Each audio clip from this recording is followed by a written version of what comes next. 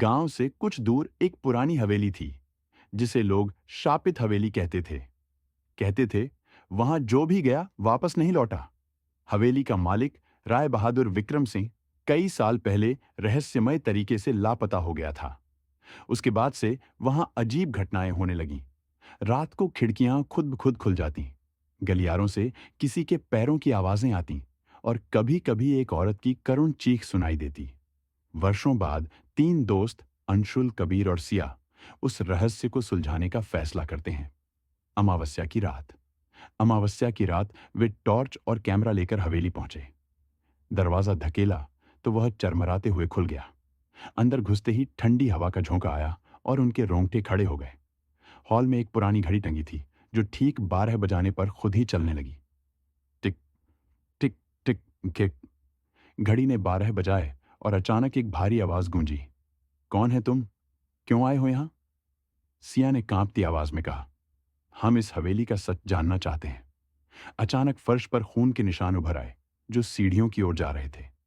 तीनों ने एक दूसरे की ओर देखा और फटी आंखों से सीढ़ियां चढ़ने लगे। सीक्रेट कमरा ऊपर पहुंचे तो एक दरवाजा दिखा जिस पर खून से लिखा था, पीछे हट जाओ या बर्बाद हो जाओ। कबीर ने हिम्मत कर दरवाजा खोला। कमरे के अंदर एक पुराना पलंग और दीवार पर एक तस्वीर थी, राय बहादुर विक्रम सिंह की। तस्वीर के नीचे एक डायरी रखी थी।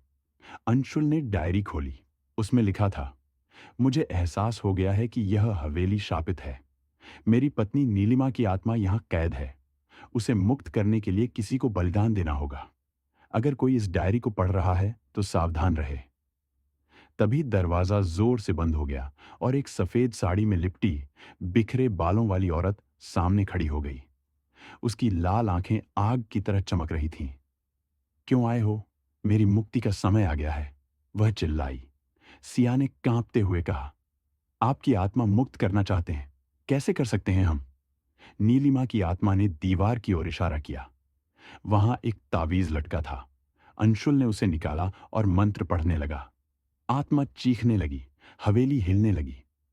अचानक एक धमाके के साथ आत्मा गायब हो गई और हवेली शांत हो गई।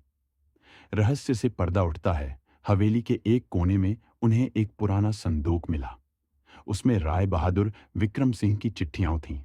चिट्ठियों में लिखा था कि उसने एक काले जादूगर को हवेली में बुलाया था ताकि उसकी दौलत की रक्षा हो सके। लेकिन उस तंत्र प्रयोग में गलती हो गई और नीलिमा की आत्मा उसी हवेली में कैद हो गई।